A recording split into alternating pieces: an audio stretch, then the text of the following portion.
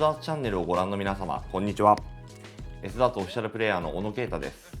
本日は僕の最新モデルとなるソロ G7 のご紹介と X で募集した質問に答えていきたいと思います。それではどうぞ。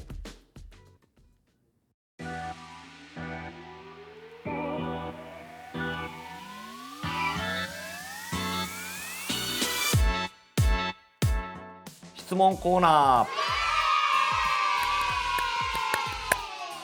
S ダーツの公式 X にて募集した質問に答えていきたいと思います。たくさんの質問本当にありがとうございます。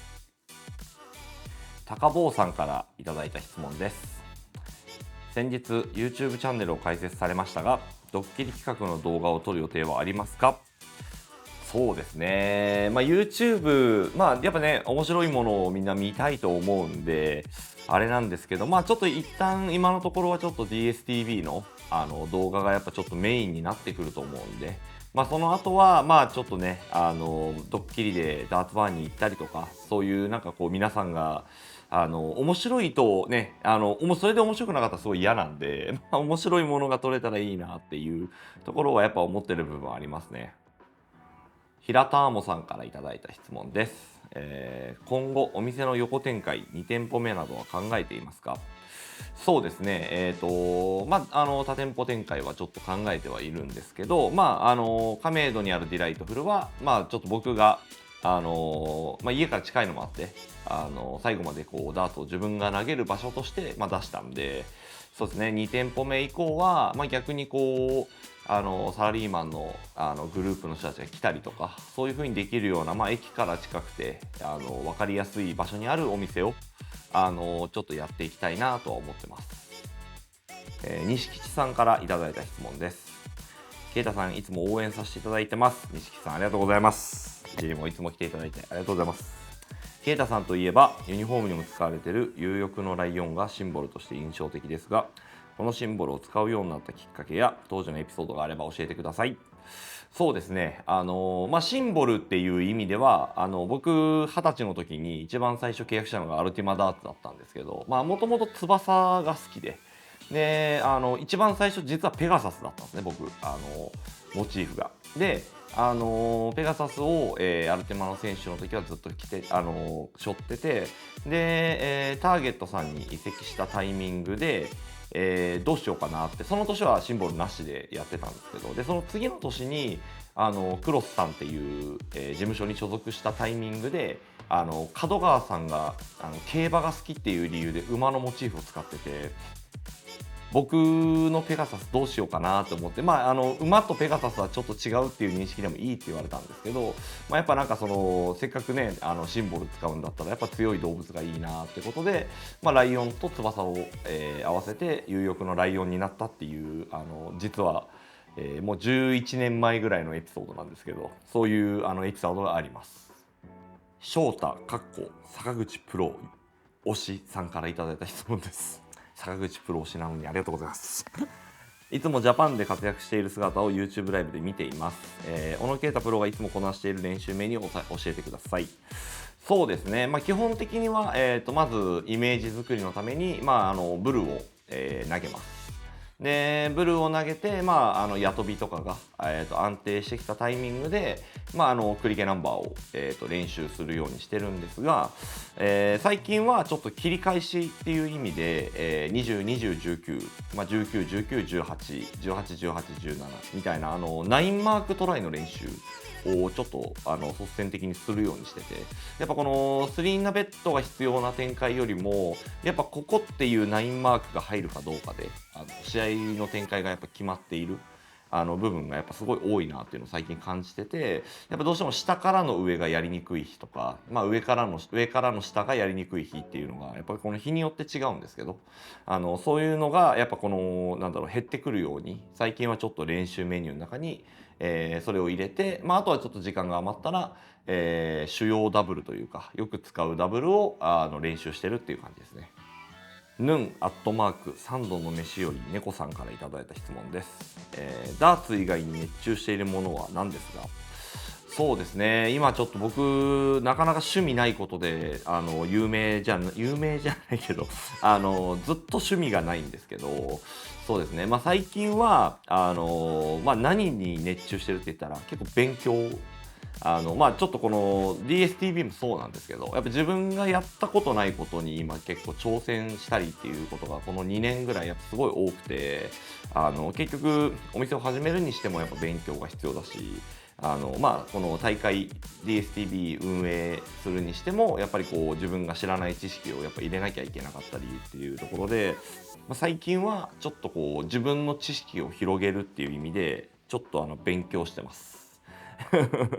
そうですね。あとはね、もう自分がこうリラックスできる意味での、ちょっとなんか趣味が欲しいなとは思ってるんですけど、今現状はそうですね、一番何に熱中してるっていうか、いろんなこうことを勉強することにちょっと熱中してるかもしれない。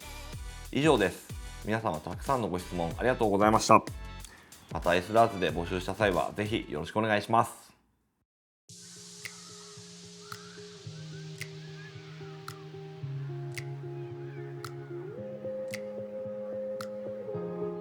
今回発売されるソロ G7 について説明していきたいと思います。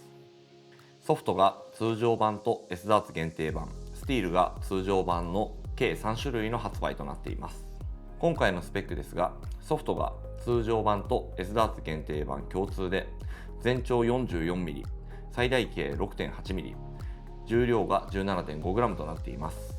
スティールが全長 44mm、最大径が 6.8mm、重量がポイント込みで 20.5g となっています。通常版がブラック&シリカのコンビネーションカラー、S ダーツ限定版が、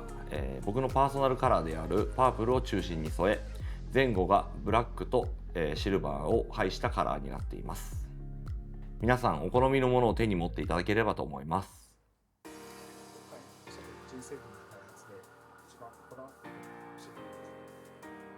そうですね。ソロシリーズ本当におなじみのグルーブというか、マイクロシャークが使われてるんですけど、そこに多角形のカットがソロ G6 で、採用されて、それを複合させたような形で今回G7 を制作させていただきました。でちょっと重量、僕 17.5g でちょっと軽めなんで、ここの、真ん中にあるカットとかをちょっと深めに削ることによってなるべく中の芯を残せるようにっていう形で、今回、デザイナーと制作させてもらいました。はい、現在は、8フライトの、ナンバー6シェイプの、ホワイト